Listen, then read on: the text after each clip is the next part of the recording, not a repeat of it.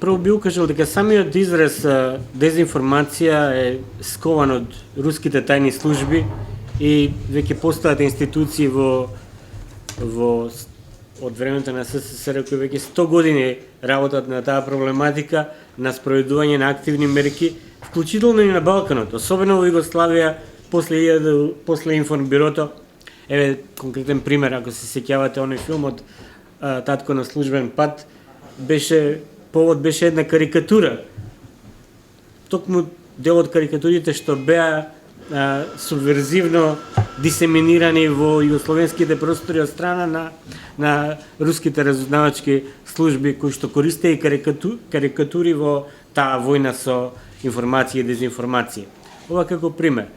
Кај нас плодна почва и простор за пласирање на дезинформации, руските служби добија по ветото од страна на Грција во 2008 година и меѓутоа сето тоа некако беше во сенка, и тоа излегување на сенка го видовме некаде во 2015 година, кога одеднаш руската пропаганда од највисоко ниво, значи Министерството за надворешни работи и Лавров ја верификува на некој начин, ја прифатија она проруска пропагандна теза дека во Македонија се случува пуч во соработка со странски служби. Од тогаш редовно во текот на политичката криза во 2015, 16 и 17 година бевме сведоци на стратешки комуникации од страна на руското МНР, меѓутоа и од страна на многу засилена активност од страна на руските пропагандни мрежи кои што имаа пробив во македонските медии. Сите овие случаи и нарации што пробија ги обработувам во првиот дел од анализата. Тука би стал сам акцент на, ако се сеќавате, украинско сценарио, македонски Мајдан, Киев 2.0, тоа се тие наративи кои што најмногу пробива и кои што се обидува што да ги наметне руската пропагандна мрежа уште од 2015 година, кои што беа прифатени во 2016 година од страна на Груевски, кој што како своја мисија и главна цел го постави као нема да дозволам украинско сценарио во Македонија. И потоа исто така, дури и оние ги обработувам во првиот дел на анализата, ако се сеќавате како руската пропаганда ги ја поддржуваше приказната за борба против тиранската платформа, па и она движење за заедничка Македонија, како беше засилувано во руските пропагандни канали и мрежи.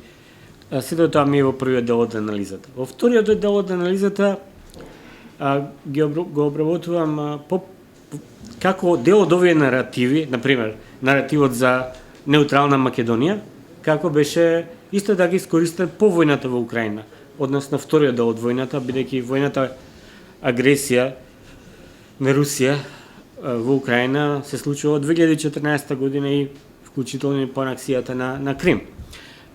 Кога исто така започна со војна разузнавачка активност на Балканот, па и во Македонија, каде што дел од таа стратегија, генерална стратегија руска за одбрана од обојни револуции беше применета во македонскиот случај.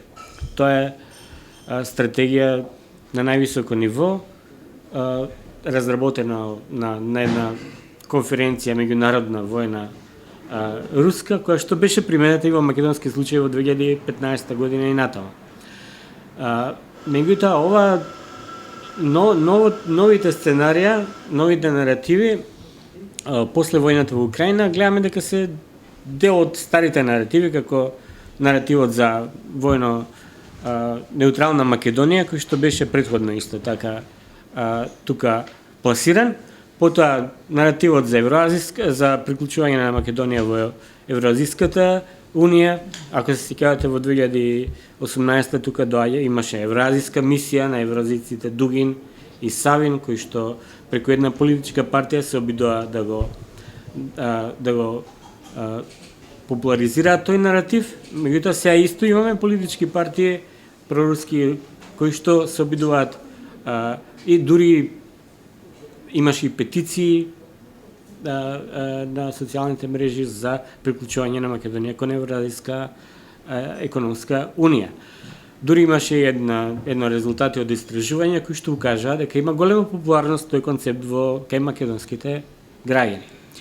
И тоа е обработено како наратив и обидот да се пробие тој наратив во македонските медии, меѓутоа и сосема други наративи кои што се специфични по војната агресија врз Украина, нели како што е наративот за денацификација и демилитаризација, кој што беше проширен и надграден, нели со ова што го спомна веќе Петрит за десатанизација и дешетанизација, кога веќе прекина веќе да зборат само за специјална војна операција, туку отворено признаа дека се работи за војна и тоа не е обична, туку света војна.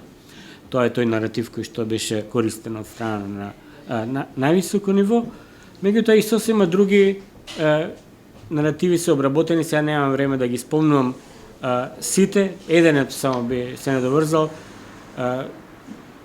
наратив, оцрнувачки наратив за сите критичари на војната агресија врз Украина, бе обвинувани као ширачи на антируска хистерија и ширачи на русофобија. Едноставно тоа се случи на самиот почеток на војната агресија, кога беше осудена со резолуција од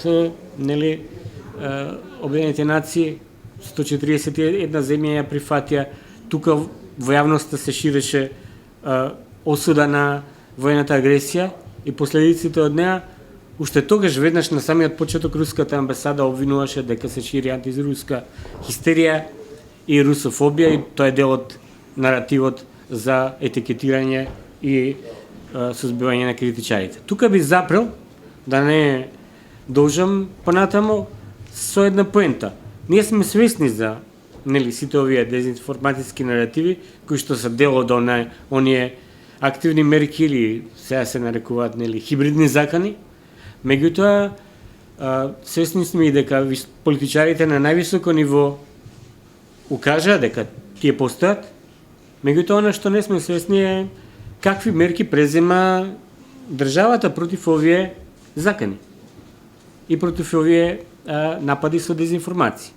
Ние имаме и дури и стратегија усвоена од страна на државата, од страна на Министерството за одбрана, која што вклучува многу различни аспекти, интерсекторски активности, меѓутоа не постои транспарентност едноставно какви мерки презема владата и државата за борба против дезинформациите, и мислам дека тоа е една насока во која што треба да се движиме понатаму во анализите. Благодарам.